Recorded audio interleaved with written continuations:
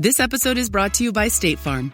You know those friends who support your preference for podcasts over music on road trips? That's the energy State Farm brings to insurance. With over 19,000 local agents, they help you find the coverage that fits your needs, so you can spend less time worrying about insurance and more time enjoying the ride. Download the State Farm app or go online at statefarm.com. Like a good neighbor, State Farm is there.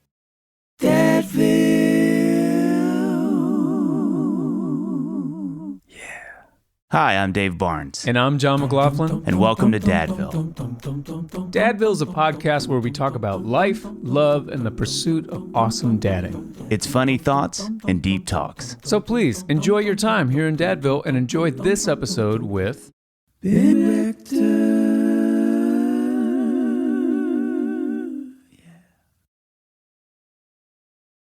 So we're recording now because John and I realized we wanted... You want the real... Well, no, we were just there's like... a side of you that people don't get to see. The mic's on? Can I swear? Do you like Did you like the shirt, by the way? I love it. It's great. Don't sleep on the shirt. I couldn't remember if we gave you a shirt last time. There you go. I don't know that we did. I'll be glad to support. God, you are so tan. Yeah. We did spring break in California, and then I've been... Golf club opened last week. Oh, so you've been going. Yeah. The beard is really good.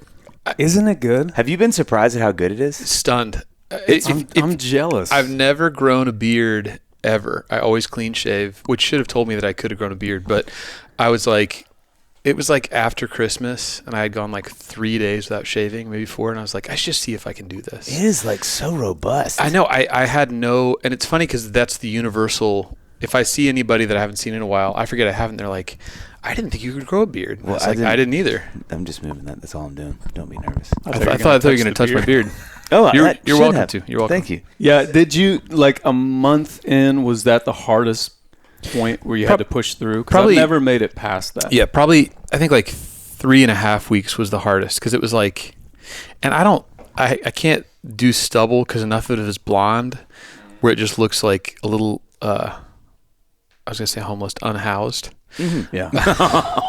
Good catch. Now I feel like I'm making fun of that. Anyways, No. We're making fun of, we don't know what to say in the situation. Yes. So that was tough. I had one, the deal is I don't play as many shows as I used to, but there's not a lot of like 2-month periods we don't have a show. So I had one show that was a Mormon young adults convention, and it wasn't great. And I was like, I'm just going to have to power through this. And they didn't, I think they had screens. And I was like, this is a tough vibe. But they were all like 19. And I was like, I don't think they care. One guy was motioning towards the facial hair. He was like, looks great. I was like, thank you. But that was the tough part. And then after that, I was like, it is much more of a thing than I thought it would be. What's the game plan? Do you have a plan with it? Well, I think the real game plan is, I feel like it makes me look a little less like an accountant. Oh. And anything that does that is a bonus for me. It's a win. Because I feel like there's nothing about me that's super musician-y outside of music. And so, this is, I don't know if this is musician-y or not, but it's just a little less accountant-y. Yeah. It's a little, if you saw me in an airport, you might be like, what's the deal with that guy?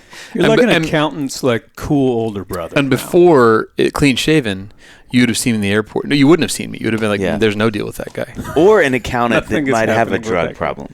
Oh, that's a what? Accountant with a drug problem. You know what I mean? Like he's going through a hard time. Accountant with a past. Any edge I can get, I'll take it. I feel the same way. I'll take it. It is so funny you said that. That resonates with me so much. We've been talking with a buddy of mine the last couple of days about tattoos. Like it's just been like, this has been a very, and I don't know what's been so fascinating to him about tattoos, but he's just been like, would y'all get tattoos? This is McKittrick, who we just had on the pod. And I'm like, I would love, this is maybe a weird dream, but I'd love to get tattoos with my sons. Oh, that'd be and cool. it could like, we could do Arsenal. I thought you said tattoos of your sons. That would be like, just little their faces. All right. Yeah. Hard thing then would be just in your palms. What age? Ben, Sam. What age do you get of the face? Do you do like young kid? Yeah. Anyway, but it's made me think, when I always think about tattoos, I'm like, I would love if I was strong enough for me and the way that I look, because I feel like I'm a youth director. I feel like I would have killed the youth director. Honestly, I'd even take youth director. Yeah, you would. When I play golf with people, and it's like just like golfy people who don't know that I'm a musician, I can tell that midway through the round they feel bad for me and they're like, oh, this poor guy, he seems nice and he seems like he's with it and he's wasting his life playing music. I feel like that's the Ben Rector superpower though, is that you're so sneaky. I told you this. Did I tell you what Jane said to me? It leveled me. I was like, I check in once in a while just to see if she knows that my job is weird yet. And I was like, how many dads do you think go and play shows? And she's like, I don't know, like 50-50. And I was like, okay, cool. Okay. That's good. And she sat there for a second in the back of my car. We're driving. And she's like, you know what the thing about you is? It's like, what? She's like, well, you look like a dad that should stay at home, but you sound like a dad that should play shows. And I was just like, oh, wow. I was like, in all of my years, I've never summed it up quite as well as you just did. And she was like, why are you laughing? I was like, because that's just a great take. Unbelievable. You sound like Spotify, but you look like Zoom. And honestly, dude, that is the deal. But I feel like, my take on the beard is that there's just 10% more like, oh, maybe. Literally, I played golf today. I just came from there. And it was two guys. I don't know if they knew my music or not, but I felt like with the beard that maybe I had a little more cred. If they're like, maybe this guy's doing it. I want to praise you for a second. This is what made me think about it. Jane may have your gift set, and I think one of the great blessings. I tell you this every time we do these voice text things that we do. For the people that don't get to interact with Ben, which is a real shame because it's wonderful. You have the most acute gift of anybody that I know. Ability to summarize really broad thoughts, not just into simple thoughts, but into the most applicational, interesting way to say something. Oh, thank you. It's really like, do you feel that? Mm-hmm. It's like this has been great. I'm gonna head out. Well, no, but this has been really enjoyable. I'm gonna end on a high note. But I think thank you for listening. I think people that know your music would know that because that's one of your superpowers in your songwriting. But it's just like I have grown, and I've known you such a long time, but I've grown to appreciate that. Like it's kind of become. I've found that you've sort of entered into my little, if I have a little cadre of people I keep in my brain when I'm like, I want to ask my buddy McKittrick if I have some random real estate question. He's the guy I asked that. But you've sort of made my little congress of people that I'm like, I wonder what Ben would think about that. And pre-beard, you might have also asked me about real estate, but now I'm out of that cadre. I'm out. I don't have a place there. You seem reckless when it comes to real estate now. Don't ask that guy, man. But I get excited thinking that maybe that Jane has been touched too, that she may be able to I honestly, that really, I laughed hard enough that she was like, "What is going on?" And I was like, "That's just really." I was like, "Babe, that's a really good way to say that." That is a profound. So that was something that I was curious about, which you actually just said. Where are they? Where are the three of them with what dad does for a living? I know you just said you sort of check in on that. Where they are is a really funny, great place. They will almost only listen to my music, which I'm like, we got to broaden this. We have an Alexa, and they'll post up by the Alexa and just run it back over and over. Isn't that so amazing? So how do you feel? What does that do when that happens? It makes me smile. I'm like, that's so awesome. And I'm also like, we need to broaden your musical horizons. Are they all three in equally? Yeah. Really? Yeah. And I mean, and Jane will listen to Taylor Swift or at this point, whatever she's heard at a birthday party or wherever, out in the world. But I think they're like, this is what we like to listen to. I try to gently ask, I'm trying to understand when they're going to be like, oh, this is a little bit weird. And I think my goal / fear is that I want my job to take up the least amount of space in our life and their life possible. Because and I'm not a big enough deal that it would be like, whoa, the coolest thing about me is my dad. But I don't think that they realize how rare it is, especially being in Nashville where it's other people in my classes, dads do this or write songs or whatever. Yeah. But I don't think that they have an understanding of really what's going on. I think they think it's cool, but I think it will be a while before they're like, oh, this is kind of a thing. And that's my goal. It's I don't want them to be it's a weird job and there's a lot of weird stuff that comes along with it. And I just want them to do their thing. And I try not to make a big deal about it, but I'm just trying to understand when I need to be when Jane goes to camp, whenever that is. My hope is that she wouldn't see that as like a cool bargaining chip. Is that she'd just be yes. is that she'd just be like, yeah, I don't know, my dad plays music, well, what's whatever. interesting, and she said it when you were like, when she was like, yeah, 50-50 dads play music or parents play music. I mean, living in Nashville will probably balance that a bit. Yeah, and I think that honestly is nice because it's like, it's not super unique. It's like, and it's not, I mean, it is unique, but if of all the places we could be, I think it's tamped down. But yeah, I think where they're at is they think it's fun and cool and they like it on the level of like, oh, like my dad makes music and I like it. I don't think they see any, I don't know how to say that, like social equity. Yeah.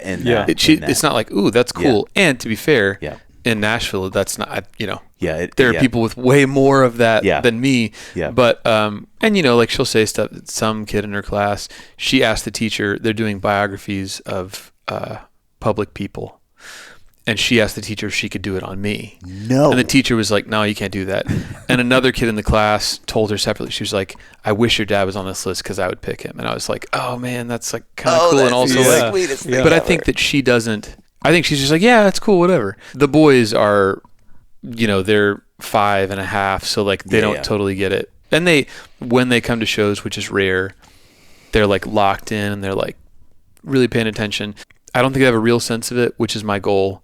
At some point, I'm sure they'll have a sense of that. But I agree with you that it's possible that in Nashville, it's like, like all the pro athlete dads at FRA, I don't think they're like, my dad played in the NFL. That's crazy. It's just like, yeah, it's kind of whatever. And I wonder when that will really, part of me is like, and it will depend on how much stuff they do outside of Nashville.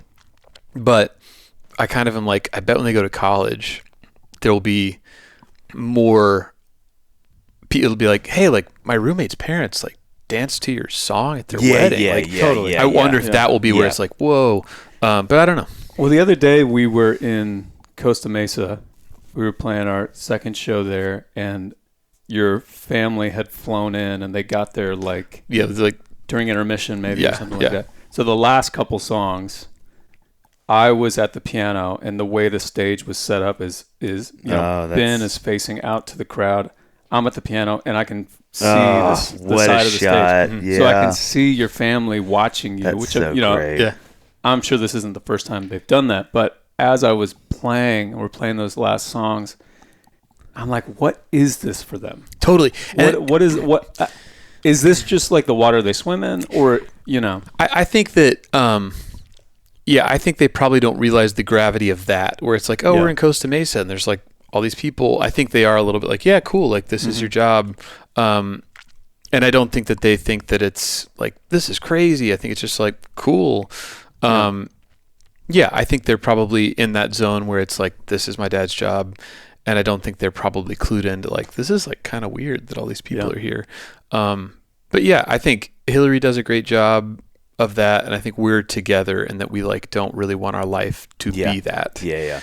And it's just like there's not a ton of upside. I think my hope is that they will know that it's a gift and it's cool I get to do that. But anything you would like air quotes get by being like, oh, people think that's cool, it's not real connection. It's not like you're not really gonna it's a fleeting thing. Yeah, it's not you're not gonna get anything that you really want, which is like to connect with another person. They might be like, hey, I want to talk to you. I will tell you something that surprised me. Ben came home not long ago. Your Ben, not me, Ben. Yeah, well, both of you. I'm sure you did, but in this, for my story, my Ben. But and something had happened where somebody had connected some dots and were like, I think it may have been what you said, like, oh, my parents dance. And the pride that he had, I was like, this is like strong cocaine. Like watching my son look at me and be like, Dad, it was really cool. And I was like, oh, what is this feeling? Yeah, totally. I hadn't really experienced it like that before. And it was a really sweet moment of me going, man, if there is an interaction that is beautiful around that, that's the one. Totally. Where he's like, oh, it made me feel really cool. And I was like really proud of you. And I was like, oh my gosh, what is this power? The other thing I was going to say, two quick things. One, y'all's two records are the two records my kids are spinning the most right now, which is great. Thank you. And I think with kids, I mean, we've talked about this some, John, but it is such a gift to me. I feel so thankful for this, that my kids, like a lot of what we listen to is my friends' music, and that's a little because I like that, but also because y'all are just really good at what you do. But it's so fun to live in Nashville, and they're like this morning they put on Richest Man in the World, and it was like, and then we've been wearing out John's new record, wearing out, and it's just I just think, man, I get so overwhelmed with like, God, what a cool experience for a kid to be like, I know these. Like, I like this music, and also, like, I know those guys, and they're really nice guys. They're like my dad's friends. And so I think that's one. The other thing I was going to say, I have a whole bit I do on this at my shows now, but one way that it really bit me was, because I had a season where my kids, and it's still a little like this, like, oh my God, the way this feels. Like, every night I'll catch Ben listening on his phone, and I'll see it's my music, and I'm just like, oh man, that just sweet. Feels amazing. So but y'all's music are in his playlist, which is just the best. Incredible. But we were in the car. This was years ago. It was probably when the boy's age, and around that, and we were, and I won't do the whole bit now, but we were driving to Covenant one morning. And we're just listening to the radio, but they were so used to listening to my music. Their context was kind of like, all music's kind of the same, like Dad's music, whatever. And this song's playing, and Xana's like, Dad. And I was like, yeah. And she's like, hey, are you more famous than this band? I mean, this is like 92.9. And I'm like, but this is Beat It. So Michael Jackson. No, not quite. He's probably got me a little. He's a bit.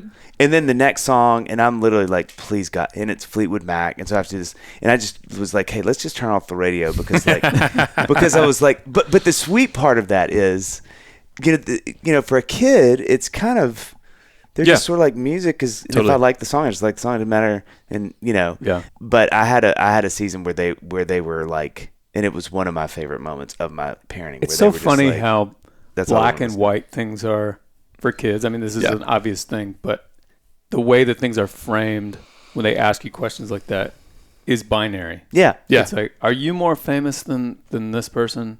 Or are you better at piano than that? Yes, that. And the answer is always like, well, there is no answer to that. Yeah. Like, unless they're just a terrible piano player or something like that. But too, I feel like it's a little bit of the sniffing out. It's the sniffing out of like, what's Dad got? Totally. How does he like? What they're asking is, can we go to college? Will you be able to? Will we have to get a part-time job?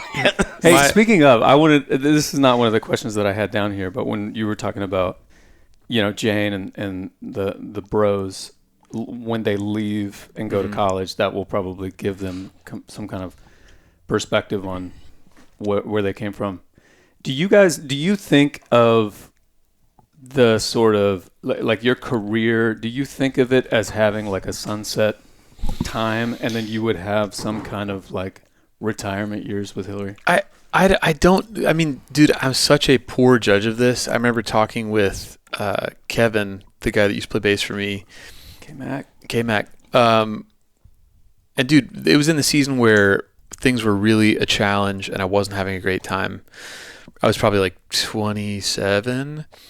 And we were talking about it, and I was like, this is before we had Jane, and I was like, I don't know how much longer I can do this. And he was like, what did he say? Oh, I was like, yeah, my kids are never going to see me do this. And he was like, they will absolutely see you do this. And I was like, no way. Like, I won't still be doing it. And so obviously I am still doing it, and they see me doing it. But I don't know. And I think that the stuff that I like about it, I could see wanting to do that for a long time. Basically, like, I feel like playing like the scale game, the game of width, and the game of like, you're everywhere. I just have never loved that. But I really like the part of like, hey, like, play these songs for people that enjoy them at whatever width that is. I could see, scaling down touring and doing less shows, but keeping it going, hopefully, if people still want to see it, indefinitely. But I don't know what that will look like. I don't know what the tail is. If it's like, no, like this many people will want to see me play forever. Or if it's like, yeah, naturally it just like slows down. I think before I changed the way I tour, I was like, I just am not going to be able to keep doing this because the juice isn't worth the squeeze. Like at some point it's just like, okay, the routing for the last tour that we ended up doing, the 1 weekend a month thing, it was a ton of really big rooms. I was just like, I just don't want to do that. I don't want to build that team and live that life, because the payout, not just monetary, but like the general payout, is not really stuff I want. Like, I want to see them grow up. I want to, Jane last night was like having trouble with her math, and it's like, oh, like, I'm glad that this is too long of a story, but basically, like, she probably, I don't know if it's ADD or ADHD. I was diagnosed with that. That's not like my vibe. I was just like, yeah, like, I have that.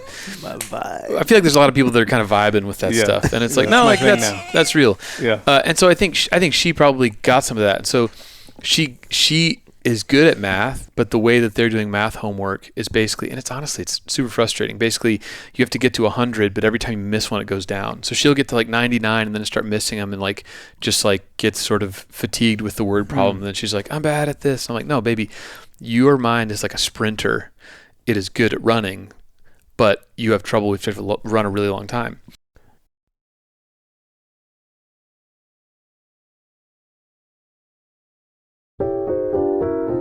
Hey, Dave. Yeah.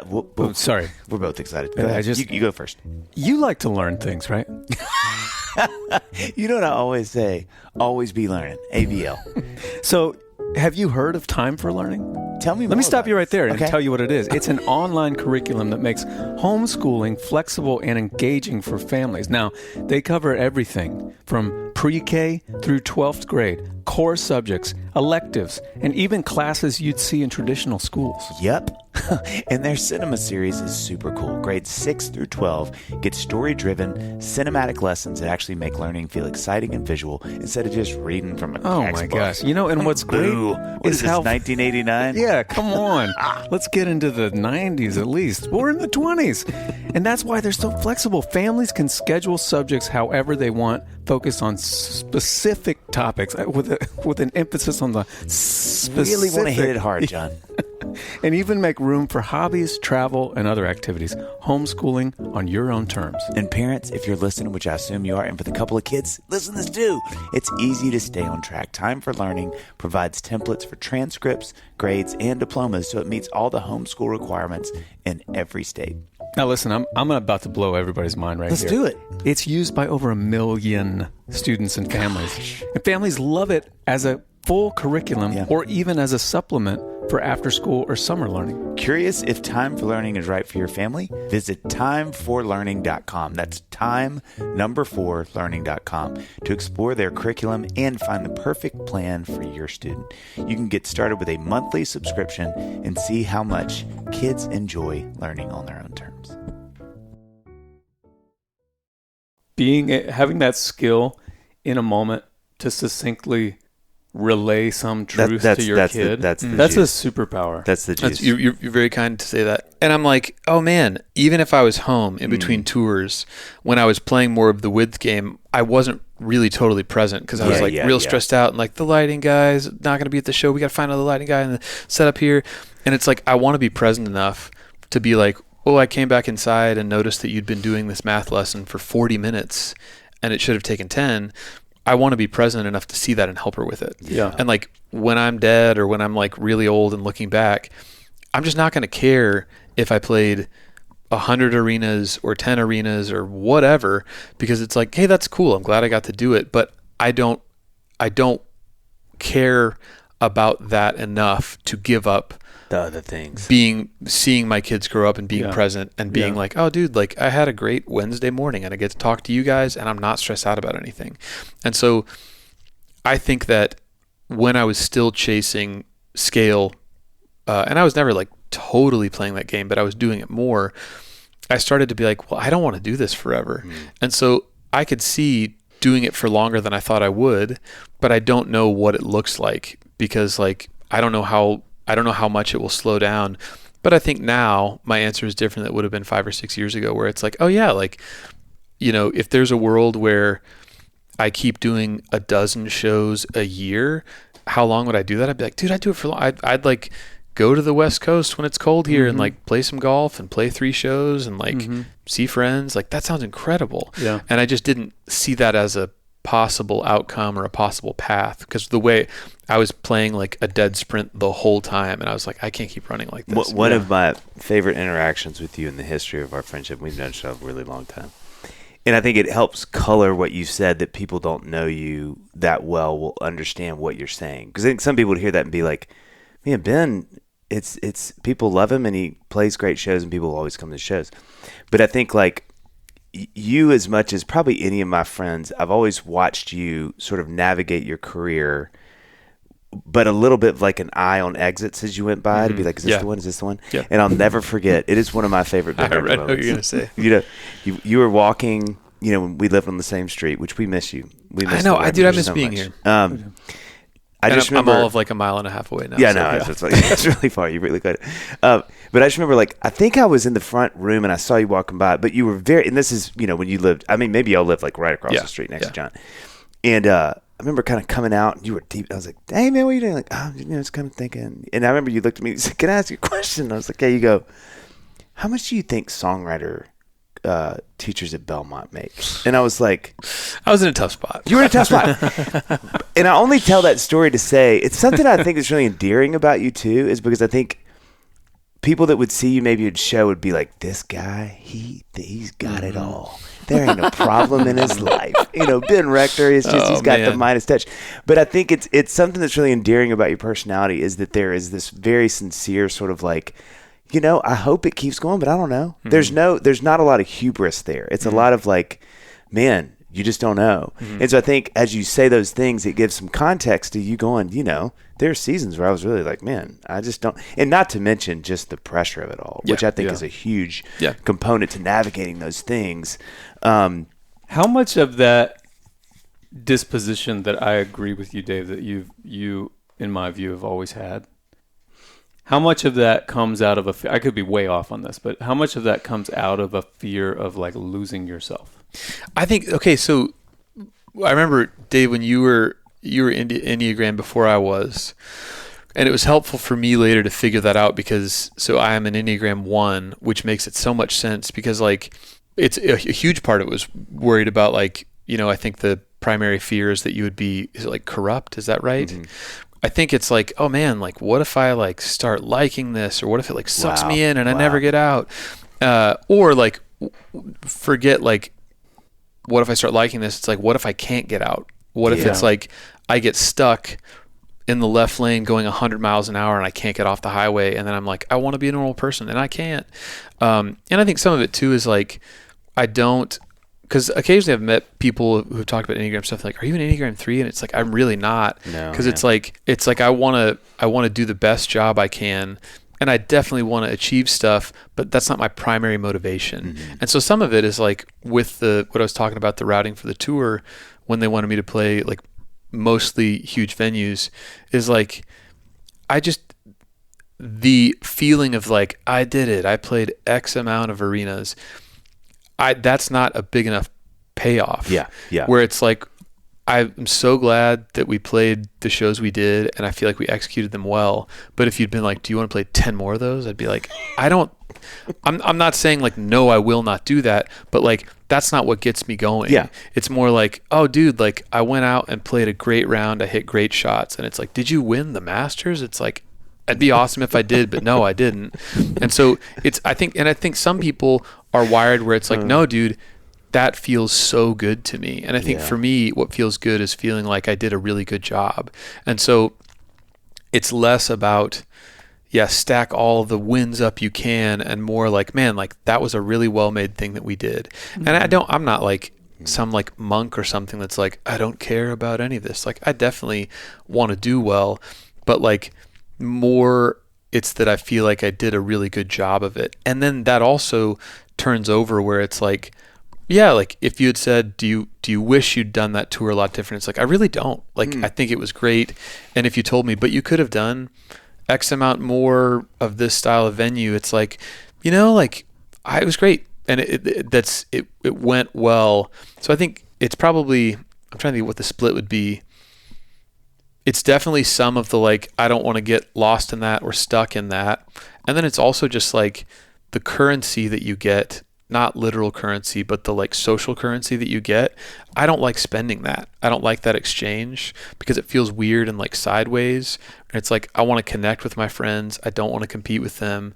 And like, you know, I joked with Hillary, it's like whatever small amount of lowercase f fame I have, the only thing you can turn that in for is like free drinks and good parking, and that's it. And it's like, and like I'm totally down to have a tequila soda, but I don't need that many of them. It's like, and it's like, I love a great parking spot. That's awesome. Now the analogy breaks down with the parking. Yeah, honestly, if I would do anything for good parking. Yeah. But I think it's like, you know, that the bigger that you get, the more there is that goes in front of you in every interaction that you have, and the more it changes it. And it's like, I'm sure I do want to impress people, but that's not the currency that I want to run on in real life. Because it's like, I don't like that exchange. I like a hopefully pure exchange of like, I like this person, they like me, that's it. Yeah. And, you know, the wider your fame gets, the harder it is to have that. And it's just I don't want that to poison the well of like all my human interactions. So I think it's that stuff like all mixed together. And again, I don't want to sound like I'm totally purely motivated. Like, definitely I would love for people to be like, you're so good at this. Like, I'm human, but like, I don't want that to be the primary. That ends up being more of a negative for me than a positive generally, because it just changes the nature of your interactions with everyone. And I'm just like, I don't really like that. Yeah. It's not a comfortable thing for me. That is one of the things that like when I sit with younger artists and I try to encourage them, man, it's like that's maybe one of the things, if somebody gave me a megaphone on Music Row and all the artists were in the streets looking at me with bated breath, I think the thing that I may say is like, you really can make this career whatever you want. Like, it doesn't have to scale. It can scale, whatever. But I don't know. I just feel like the machine of the industry can get behind you sometimes in ways that you articulated so well earlier. And I'm sure many industries are like this. I don't think it's at all relegated to ours. But, you know, where you kind of go, well, this is what you do. Yeah. And you can kind of look up and go, well, hold on.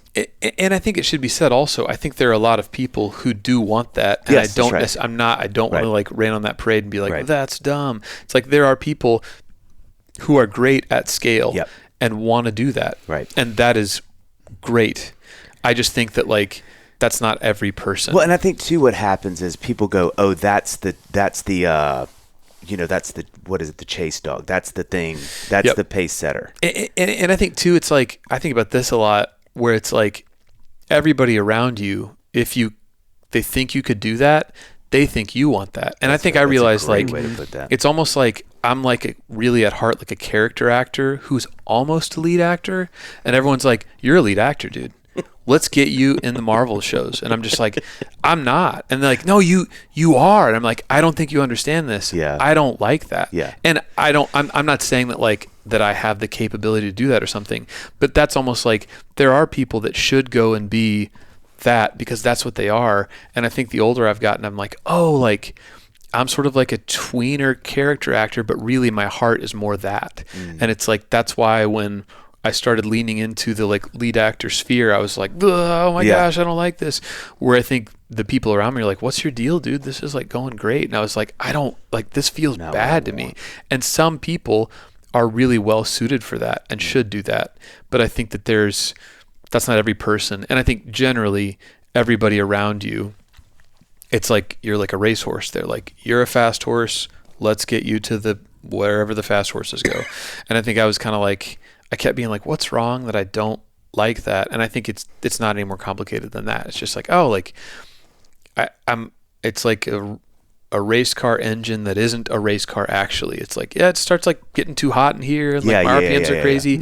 But some people are like, I love it. Like, give me rocket fuel. Let me go 1,000,000 miles an hour. And I was like, I feel like my car is braking. I don't like this. You know what it made me think of? I'm going to just laugh. I'm sorry. Sweet Xana was in a 400 relay. And she had never done a 400 relay. It was so exciting for the first fourth of that. Oh, my God. She paced. Ripping. Oh, ripping. And just like she had been blow darted at about a quarter in, you just saw like, everybody pass.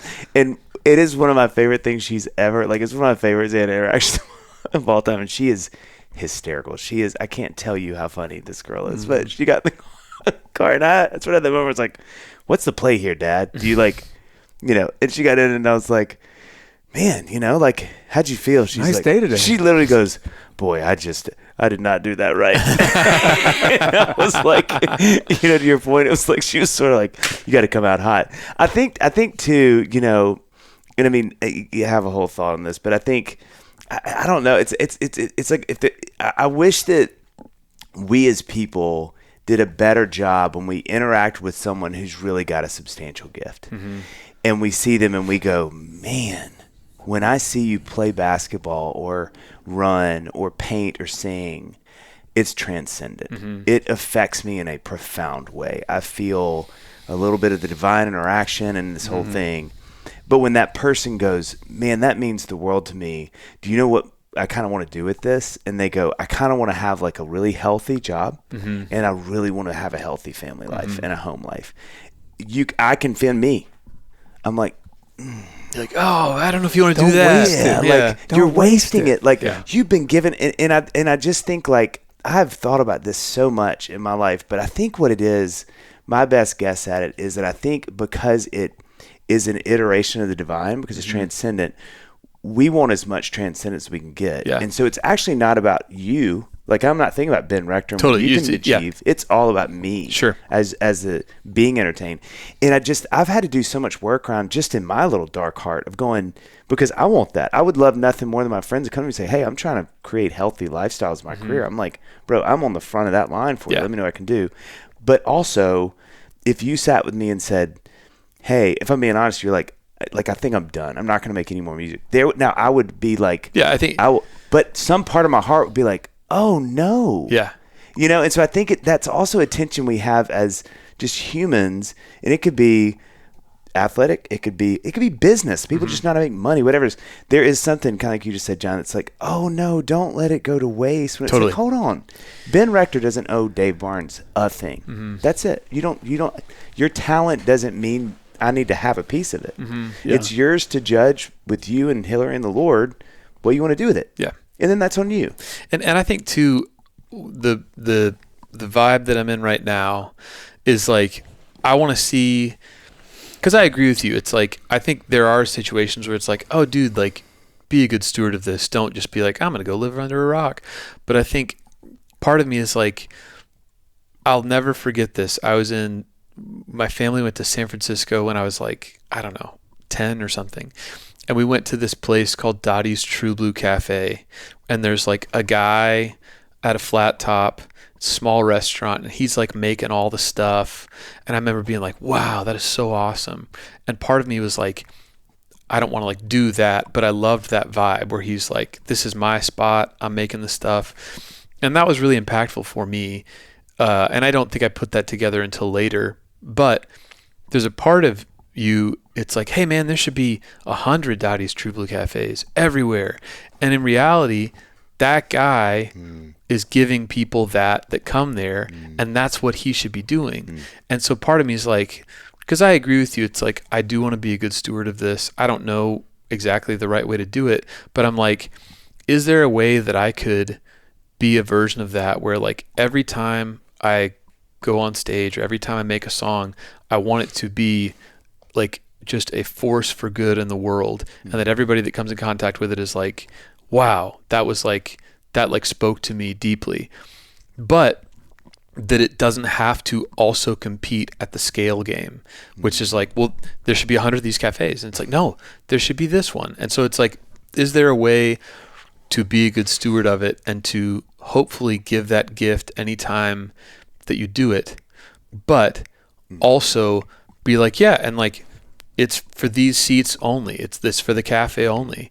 And can that be just as good as trying to make there be 100 of those? Yeah. Because there are people, like we said earlier, it's like, dude, the people that made Chipotle or the people that made like whatever, that's a perfect, scalable, excellent concept. Yeah. And it should be what it is. Yeah. But everything shouldn't be that. That's right. That's not the right. that's not the right approach to try to make that guy do that thing everywhere, because he might be like, man, like part of the deal is like these ingredients that can only work this way, and me doing it, and like that's that whole thing is part of it. My hope is that I can like figure out how doable that is, because I think the reality is, if I was trying to like reverse engineer what people are getting from me doing this, I think it would be worse. I would be in a worse place. I don't think it would be the same kind of vibe if I was like, yeah, man, like plug me into the machine, shoot me into the sun. I think that would like go away. I think I would go away. I'd be like, I can't do this. This isn't me anymore. And so my hope is that I could like find a way to do really excellent work, maybe with a more like pointed approach, and not smaller scale, like I'm not doing this really anymore, but it's like that might be the best version of what I do. And I want to be open to like, if like I feel like God is like, nope, you need to do this, like I'm in that game. I'm like, I want to go where I'm supposed to go. That's right. But for right now, I'm like, man, we've equated value, both artistic and monetary and whatever, only with scale. And in reality, it's like that's like one plane. There's another plane that's depth. Like how good is it? How deep does it go? How like hard does it hit people? But we only measure on the x-axis. I'm like, well, like I want to think about the y-axis. It's like, because some people are excellent x-axis players, and I'm like okay at that. Like if it was like video game character stats, like how good is this guy at x-axis stuff? It's like pretty good, not generationally good. It's like, all right, how good are you at y-axis? Like actually like pretty good at that. And I'm like, oh, okay, like then let's graph that out. You know what I mean? And so I don't know where that will lead, and I'm open to like whatever it's supposed to look like. But I think for a long time, it's easy to only look at the width and be like, well, that's how good this is, or that's how important it is, or that's how valuable it is. And it's like, man, I think there's more ways to do that, because I think if they tried to open, and I don't even remember the food that well at Dottie's, maybe it's like not good, I don't know. But like, you know, maybe trying to make there be 100 of those would actually be a worse endeavor. And it's like the experience that I had there, I wouldn't have had in the 97th Dottie's Trouble Cafe. I would have been like, this place kind of sucks, I don't know. But the version that I had of it at that time in my life was really impactful. And I'm like, I kind of believe in that. And I don't think there's a lot of people that are thinking about that. And I'm like, man, I think there's just more ways to measure it than that. And I think that I want to try to figure that out for myself. And I don't know exactly what it'll look like, but I feel peace about where I am now, where it's like anybody that comes to the symphony shows, I'm like, man, I think we're really doing a great thing. And I think if we tried to just like blow that up, I don't know if it would be as good. I wouldn't probably be as present if we're like, hey, we're not doing however many we're doing, 20 something, we're doing 100 of them. It's like, I think shows 38 through 100 would just be like, oh man, are you okay? And I'd be like, I'm not okay, because I haven't talked to my kids in forever, and I'm like not present with Hillary. Failing math. I mean, it's kind of for real. And so on that level, it's just like, yeah, that's, you know, and maybe my bigger picture hope is that like, what if that started to be, if people are like, hey, there's something there that's still really valuable and good, like maybe that's another approach. It's like, I just don't see a lot of people doing that. And not that that's like some like perfect, you know, way to do it, but it excites me to approach it like that, to be like, yeah, like this could look like this, but I want it to look like that. And, you know, ask me again in 4 years, maybe I'll be like, this was a bad idea. Does that spill over into like, you know, it applies to all the sort of controllable aspects of what we do. How many shows are we going to play? What venues are we going to play? How big is the team going to be, etc.? Does it spill over into the other aspect where it's like you have made this new album that you poured a lot into, and then you put it out into the world, and then that's going to do what it's going to do on the x-axis? So I think honestly, dude, that, and this would be a way easier conversation to have 5 years ago, where I feel like, to me, the x-axis is just like busted. It's like, I don't understand it anymore. I don't think anybody does. I definitely, my pride, it's harder for me to be like, what am I okay with? Because I definitely do have the part that's like competitive and wants to like do well in the world. And so I'm trying to figure out what I'm okay with there. Because it's a little harder to like know how to do that thing now, because I feel like it's just a way harder needle to thread. So yeah, I think like it's easier for me to answer for live performance because I feel totally at peace about that. But it's harder for me to get excited about, like, you know, it feels like it used to be like you made a restaurant, and now it's like you basically make a dish that you hope gets in a buffet that's all you can eat. And it's just hard for me to watch, like, the sushi that I've so carefully prepared just like get thrown out of the buffet, and people are just like, yeah, I don't know. And I'm like, oh, it's really good sushi. And they're like, yeah, I know, but like this guy's got like beef tallow queso French fries. And I'm just like, I know they're great, but like this is also good. So that's a harder question for me to answer, and I'm trying to figure that out as far as recorded music goes. I don't know. Yeah. So with, I mean, I love what you're doing, what y'all both are doing with the show. What was the impetus of that? Because it's so wonderfully, I mean, you and I have talked for hours about this in our text exchange, but I love when an artist does something like this, kind of does something that's like, hey, I just feel really inspired to do something that may, on the surface, feel a little out of nowhere. Like, you want to watch Dave Barnes like lean in. I'm like, whoa, what is this? So how did this come about? What made you want to do this? So, man, it's a saga. I started writing songs for American cities and states as like a fun challenge for myself when I went on the Joy of Music tour. Oh, wow. Whatever that, I think it was called that. The Joy, I don't know. That tour. And I was like, started writing the songs. I was like, man, like these feel like different than anything that I've written. They almost feel like classic, like, what's the guy's name? Sousa, John Philip Sousa. Oh, yeah. It's like almost that. It's like almost Broadway, almost like classic American music. And so I was like, what do I do with these? And they just kept like coming back, and I didn't know what to do. And so basically I was like, I'm not going to make a record because no one's probably going to listen to, 20 songs about states. They're going to be like, this is weird.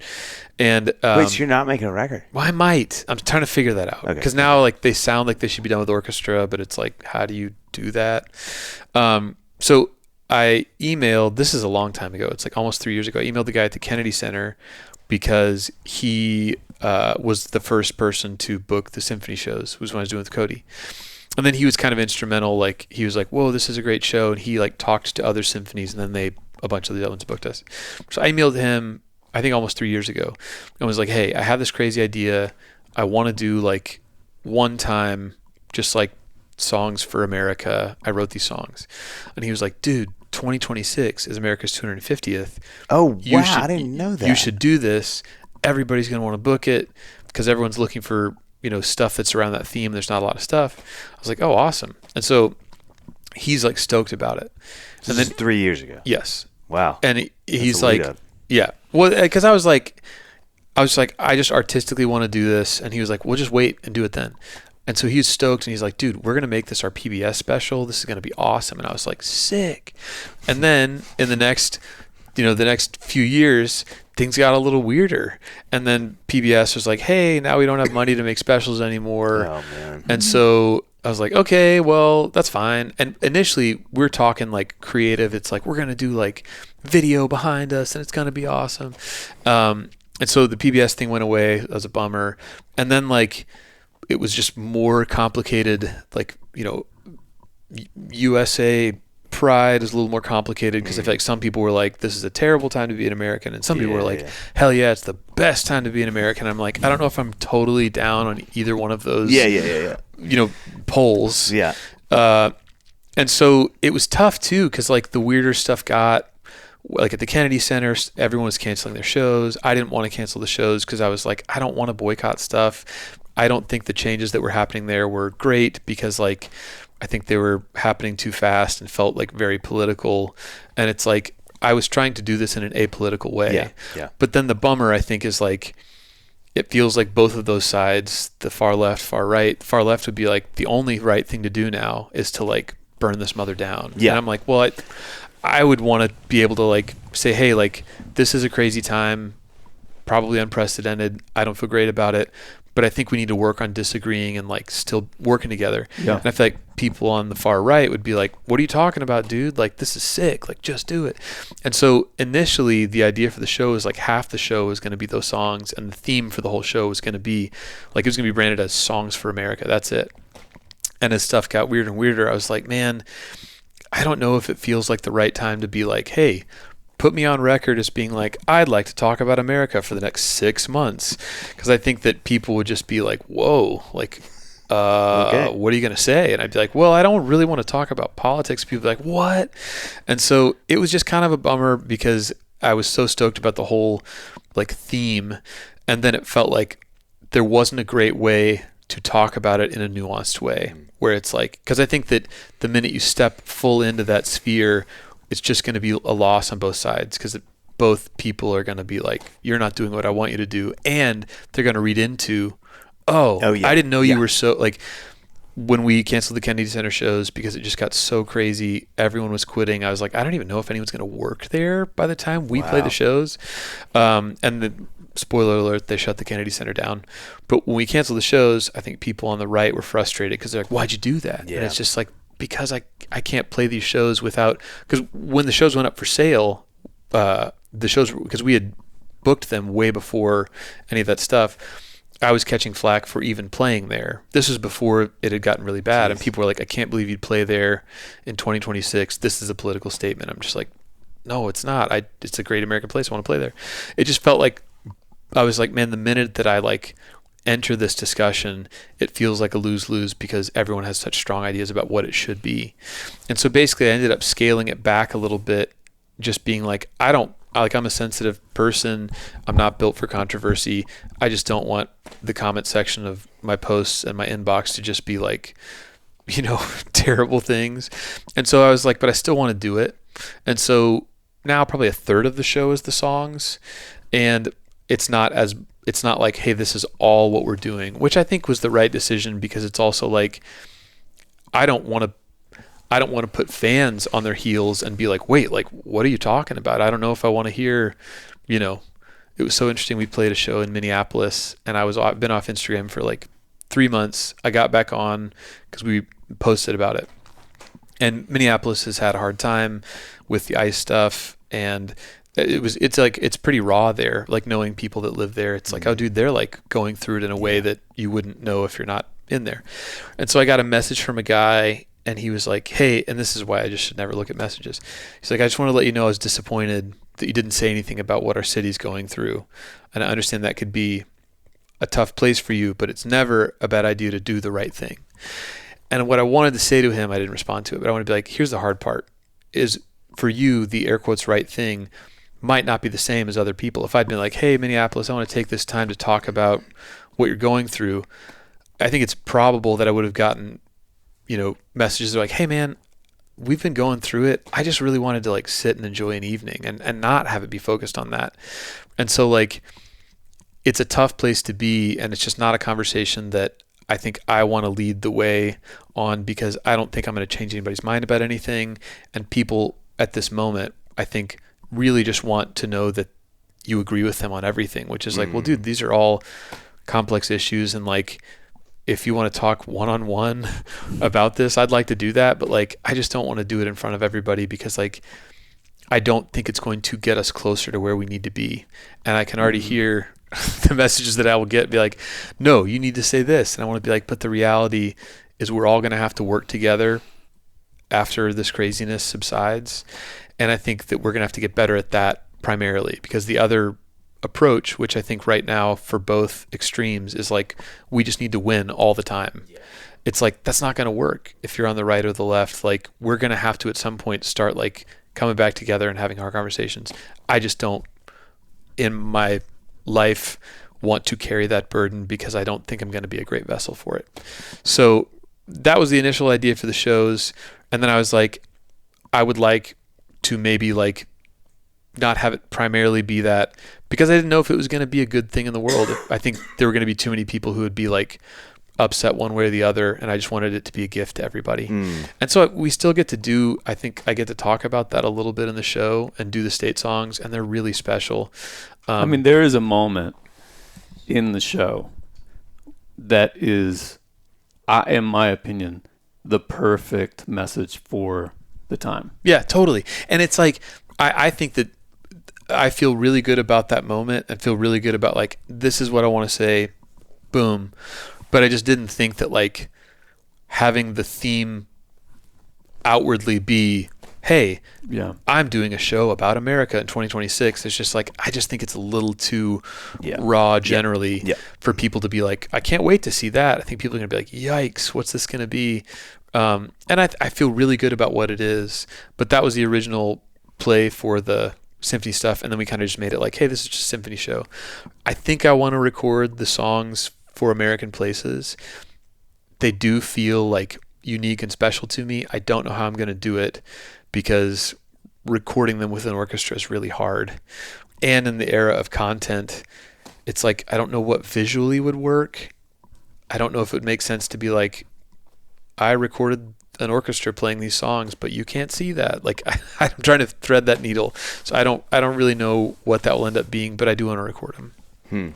Do you was it hard narrowing the songs down though, knowing you had all these? It was a little bit, and then I think once I did most of the arrangements with Ben Shive, and I think when they started coming together, I started seeing like, okay, I think that there's like a good representation of each like flavor, and when we play in a state, like we will play that state's song. Oh, cool. We played the Minnesota song in Minnesota, but I'm probably not going to play that everywhere because it's like, I think if I'm going to play like a song about a state in the middle of the country, I think the Ohio song is a little bit more like universal feeling.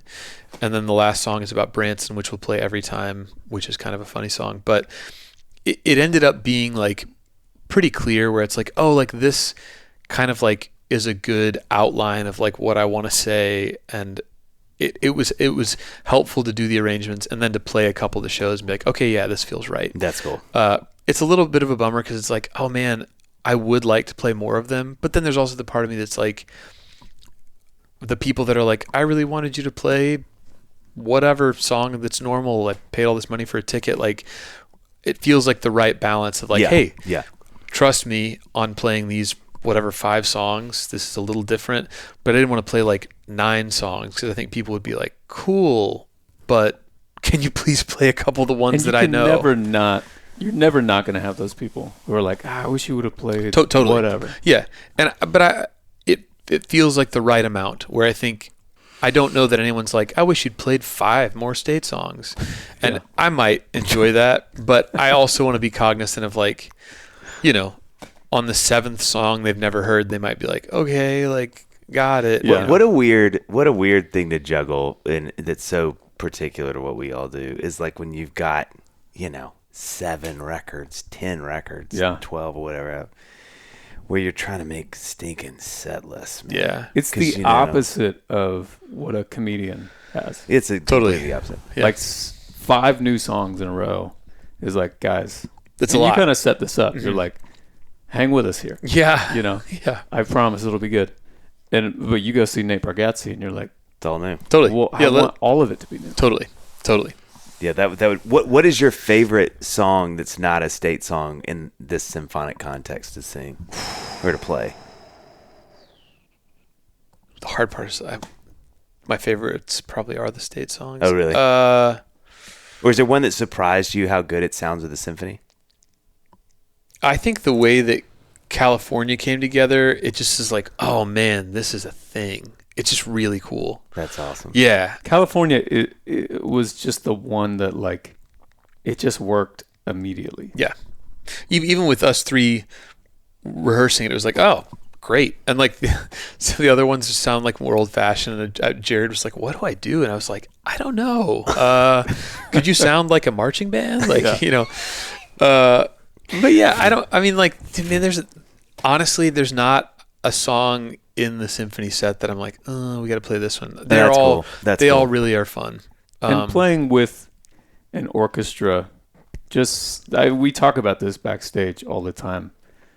Sitting on a stage with a full orchestra, incredible, inches away from you it's like something that every single human being should experience. And honestly, it's like it is a unique.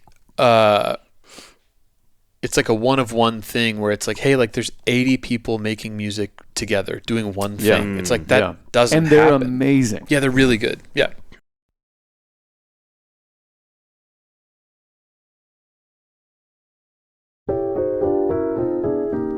No, you can't.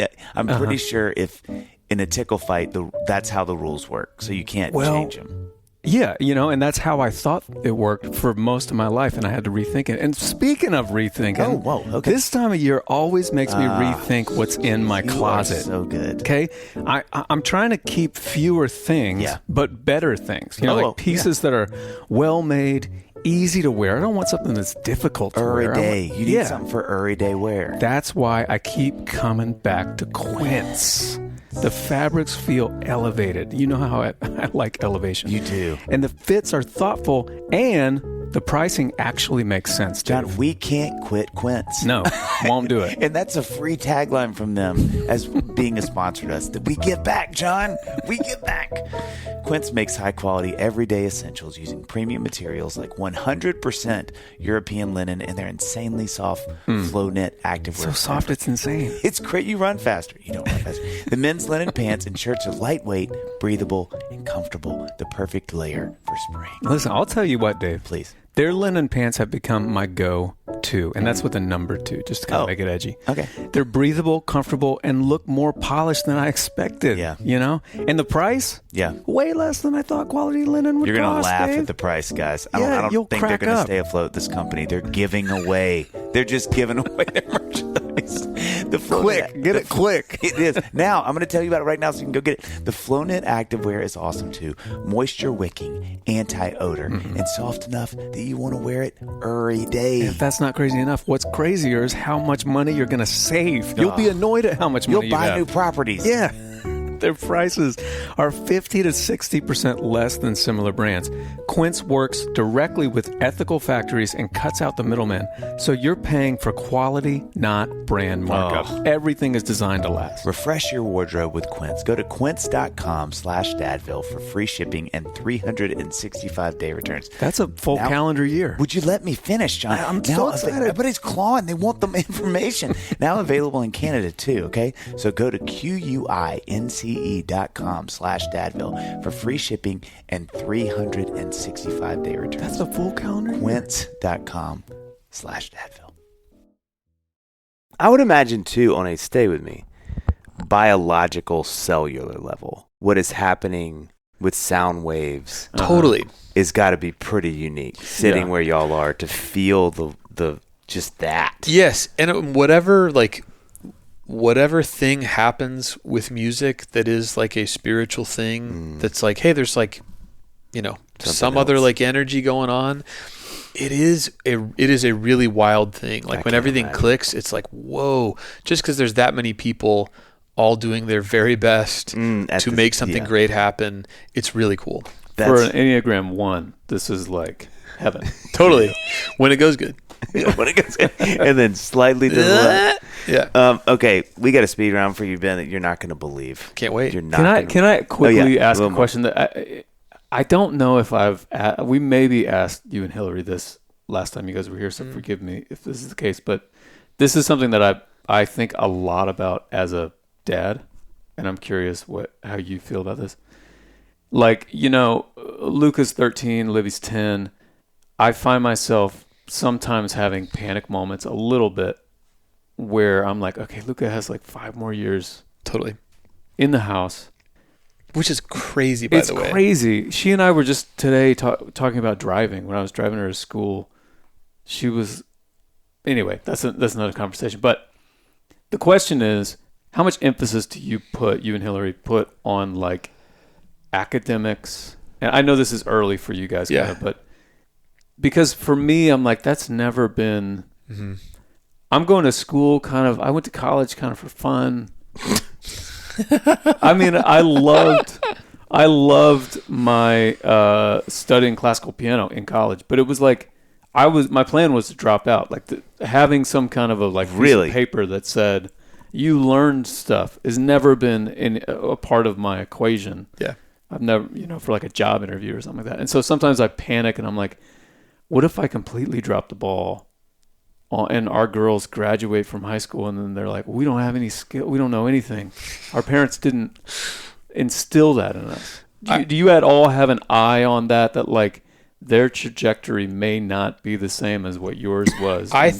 I think the thing that I care about most, because I don't know what they will do. I don't know what the world will be like by the time they're like, maybe AI is going to be like making all of our breakfasts or something. I don't know what the world will be like or what they'll want to do. I think with the thing of Jane with the math stuff, my almost only goal for them is that they would be very persistent and like gritty, where it's like, you know, everyone used to be like, oh, you need to learn this because like you're not gonna have a calculator all the time. It's like she will be able to ask AI to do anything and it will do it. But I want her to know, and the boys to know, like, hey, you need to know that you are capable of figuring something out and overcoming it.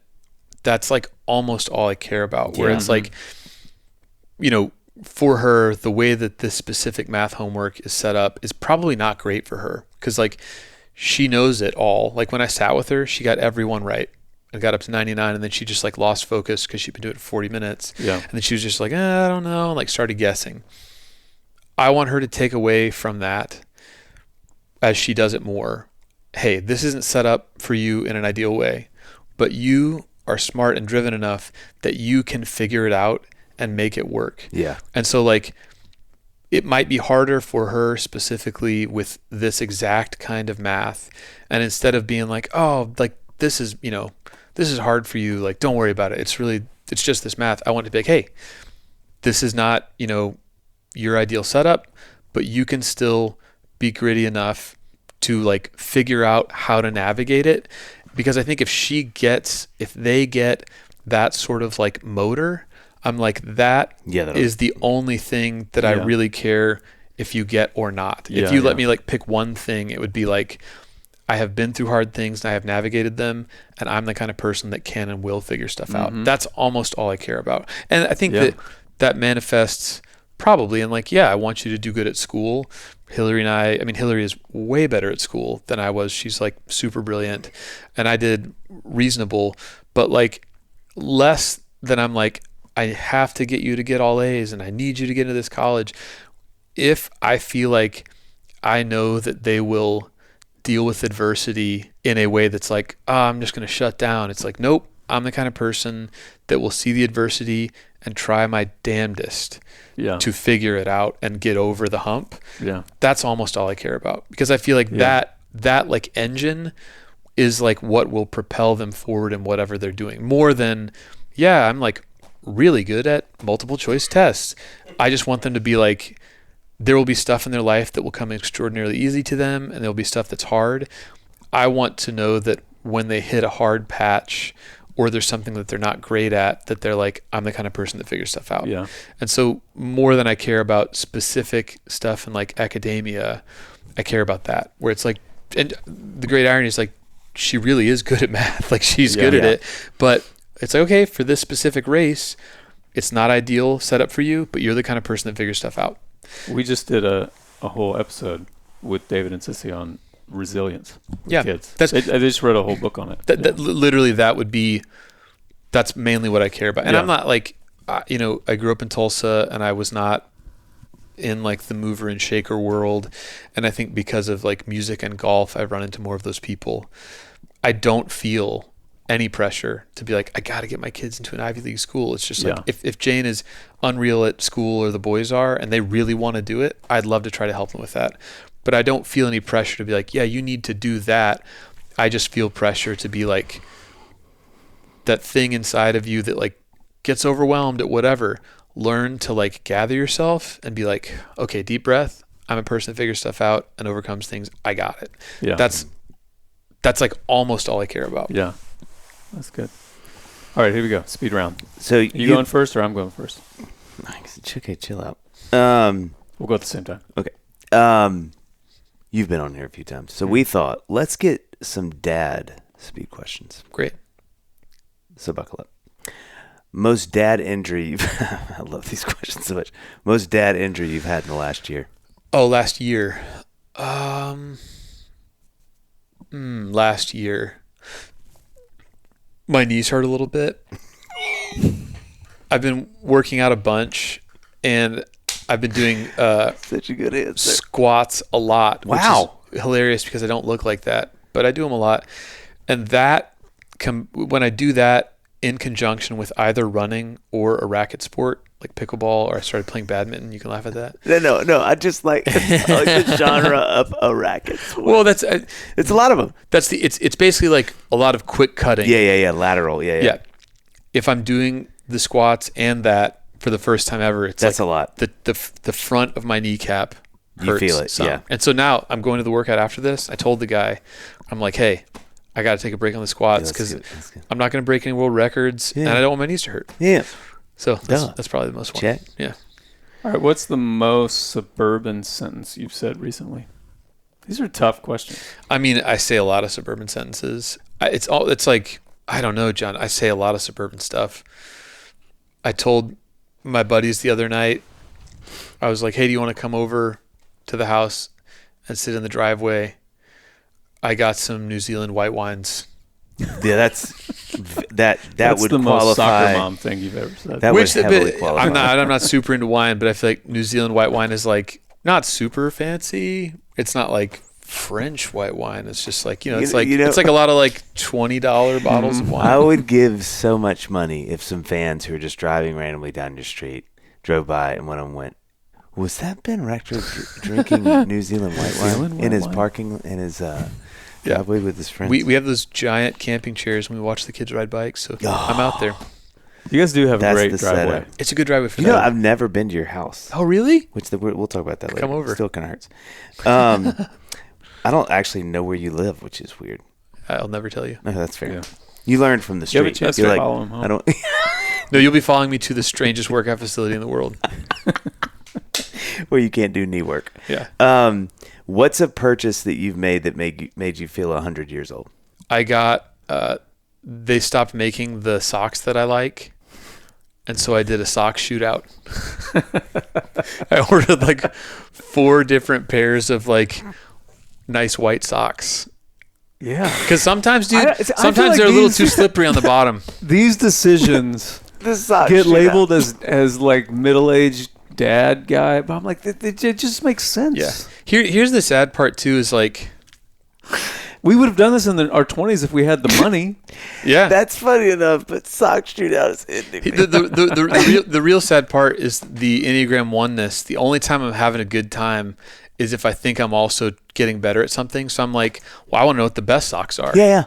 Yeah. So here's just a practical. I could have just ordered the same brand again, but they're a little different. And I'm like, there might be a better sock out there. I need to find it. So what I want it to be, and you just tell me it is, but I want it to be what I see in my head is that you've gotten all the Amazon bags, or if they're from like a bougie nice company, they come with their own bag, and you've laid them out by twos. Yep. And then you go, okay, I'm going to walk this far. I'm going to do like a couple lateral cuts. Yep. Put on a couple different pair of shoes. Well, so really the phase where we've just received all the socks. Oh. And this is new. I have to wash them all one time because they're a little slicker than normal at first. Yeah. And honestly, the real deal, so these socks I'm wearing now. Those are stance. They're stance, but this is like it's unique. To see that. It's like a specific running sock that has ridges on it. Oh. And so it's a little grippier. But so they don't make the ones that I want in this anymore. They're all like it's like Chewbacca socks, and it's just I want the ridges but normal. They don't make that. And so basically I want a little bit of traction for my athletic activities. Yeah. I don't like slipping around too much. And so I want to wash them once. And then I want to get on the pickleball court or the badminton court. I want to walk around to golf, and I don't want to be slipping around too much. So how there's so many sound bites from this conversation just right now. How long is the test of these? Like when would when will you know that if Hill is like, work? Hey babe, what's your take? You'd be like, I gave it 5 days. I'm going to events. I think I need, honestly, I'm particular enough that I'm going to know if it's not right after if I wear one of the brands after the first wash and I don't like it, I'm going to know that that's not right. But I think before I have like a real new starting lineup, I'm going to need at least 1 or 2 times of each activity. At a minimum. This is going to be an 18-month process, at minimum. I love this. I know you have to go, but I'll know in a month. I wish we would have talked badminton more.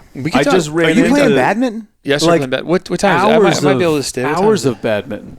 No, I just ran into Gabe the other day. Do people play badminton? They do. Is it coming back? It's not. I went on a retreat. A guy asked me to go on a retreat, and I went. It was great. And then he was like, "Hey, a couple of us play badminton at this like community center. You should come." Wait, is this with Andy and everybody? Yeah. Oh, dude, they go hard with so hard. And so basically, like, they play Monday guys. and Wednesday. And Monday, I'm trying to get a little exercise, and I got tired of just doing boring stuff, and I was like, yeah, I'll come. And I'm pretty bad at it, and like, I don't believe that. I don't either. I don't either. You're good at sports. Nope, you should believe it. It's a hard sport, and so it's actually good for me because like I really am not that good, and it's kind of a high pressure situation because the people that are there care about it a lot, and I have to like be on someone's team, and I'm kind of the weak link here. So it's a little bit of exercise, and it's a good workout for my pride because I'm like, I just have to eat it. I'm like, I'm not that great at this, and we lost because I'm not that great, and so it's a good combo. Which is not something you experience much. Well, you're good at most sports. I self-select out of things that I'm not good at, which is not a great trait. So I'm trying to just self-select in. Okay, last question. Peak. I've become my dad moment. I don't know what beat Sox Shootout, but I'm here for the answer. I think my dad likes things to be like pretty like orderly, and there are parts of my life that are like that. I get like really regimented on like what I make. I'll like eat the same breakfast for a really long time. And for a while, we're friends, so I'm going to say this. I got in a zone with oatmeal. I'm not in the zone anymore. But I wanted oatmeal. I didn't want the plain oatmeal tasted not like anything. Had like a soap taste almost. Yeah. And they have normal brown sugar, which is more sugar than I wanted. They've got either reduced or no sugar brown sugar flavor. Oh, I started doing, and the one packet is not, it's like 100 calories. Like it's like not enough breakfast. So I wanted 2 packets. But the problem was both packets was too sweet. So I would put 1 packet in, and then I would get, like a sifter, like a really fine strainer. I would dump the other packet over the trash, and I would sift out the flavoring, and then put the barely sweet oats on top of the other one, and it was perfect. And so I had that dialed, and then I would measure. And this is where you can laugh at me. No, we're already laughing. I know. I would measure a tablespoon of peanut butter and smear it over the top. No, there's no laughing there. I love that. But here's where you can laugh. I started having a hunch that one of our tablespoons was larger than the other one, so I used that one. This is what it is to be. I love this so much. Listen, and I want to go on record. I fully believe that it's 10% bigger than the other scoop. I really do. I mean, just the line I started. I mean, now, in your mind, you're going back to old recipes that Hillary and you made. Oh my gosh! Everything was. Hey, 10% what was the thing? It's when you're living on Paris and it kind of went viral. What was the thing you used to make for breakfast? I seared muffins. It's honestly, it's a great thing to do. The problem is, if you're a real grown up, you realize that muffins. Someone else said this. I'm ripping this. Muffins are just cake. Yeah, no, 100%. And so I was like, I can't eat cake every day for breakfast. But people will still ask me that. You still searing muffins? I'm like, no, I'm not. But it is. And this is the same thing. I used to toast the muffins, but it would dry out a little bit, and I wanted some crisp. And I realized you cut it clean, sear both sides. If you want to know, just on the most topical level, just the beginning of the epidermis, buried the very top, the difference between an Enneagram 1 and an Enneagram 7. You have explained it with every answer in this thing. Totally. I mean, I've already lost interest, and I've got I'm like, screw it, who cares? Just put peanut butter, and I'll power through it. Brad, Brad's the same way. My brother, he's one. Yeah. I admire it so much to just slow down your life. You want this to be good, Dave. I'm like, I do, but I just I'm no, it's such a curse because I can't enjoy anything. Like if we went to the same restaurant, like whatever, I could tell you anything that is marginally different. If we got the same dish, wow, I could be like, there's not as much sesame oil in this today, and because of that, like it's like it is a curse. Wow. Where, like Hillary is always just like, because she just like enjoys stuff. She's like, this is great. Like we have a place we really like that's a great chicken sandwich. And I'm like, it's like they just didn't put quite as much honey mustard in the kale topping as you. She's like, you're crazy. She's like, it's great. I'm like, it's not as good as it usually is. Do you feel, Dave, like there is some aspect of life where you are like this though? I mean, honestly, not that I can think of. Really? I think if I'm really healthy, I'm like, me and the Lord are squared up. It's been a great morning. I will slow my life down enough to be like, hey, stop. Like, I laugh with words. My normal lunch every day, if I'm writing by myself, which is not all the time, I will haphazardly make a sandwich that's either peanut butter and honey or peanut butter, and if we have some jam. There's no logic to how it's made. It's just, it's enough to be edible. And popcorn from Trader Joe's. And I love food, so it's not because I really enjoy food. It's something I have to be careful of sometimes to, like, you know, self-medicate. Yep. But I just don't. One of my biggest struggles in life, which is funny you said this, I just get so overwhelmed. This is something, this could be a whole other podcast, but something that Xana has helped me understand. My daughter's helped me understand because she's so much like me. I see her shut down when she gets overwhelmed. Yeah. And I do that too. And I think in a funny way, the way it iterates is when I'm like, I could grab, screw it, just here's a, right. And then let's eat it. You get to 3 options. And I'm like, it's too much time. I'll shut down all the way and then I like won't, like there's like no right decision. The problem is like this is where it manifests that it's bad. It's like I stopped drinking normal coffee, I drink decaf coffee, but I feel so strongly that I'm not doing a good enough job making it that I will not make it. Really? I won't. If you said right now, Ben, make me some coffee, I'd be like, I don't know how much of stuff to put in there. And Hillary's just like, this is great. And like, if she makes it, I'll drink it, but I'm not like, but the thing is, I really like it. Yeah. And any other normal person would be like, you're pretty with it. You could Google this one time and probably figure it out. And I'm always like, I don't, it's not really good enough. And so I just don't do it. And if you were like, how many scoops versus water? I have no idea as a 39-year-old who likes decaf coffee. Yeah. And so if it's not going to be great, I'm like, I will not even touch it. Yes. And it's ridiculous because it's like one day of me trying really hard, probably I'd feel comfortable doing it. But because I'm like, it's not going to be good enough, I'm just like, I'm not going to do it at all. Which is, that's the curse part where it's just like, dude, like you need to get over that. And instead I'm just like, nope, I just don't make decaf coffee. It's like, do you like it? Like, yeah, I love it. Yeah, you want it? Yeah. Yeah, I would love that. Like you make the espresso, I would love that.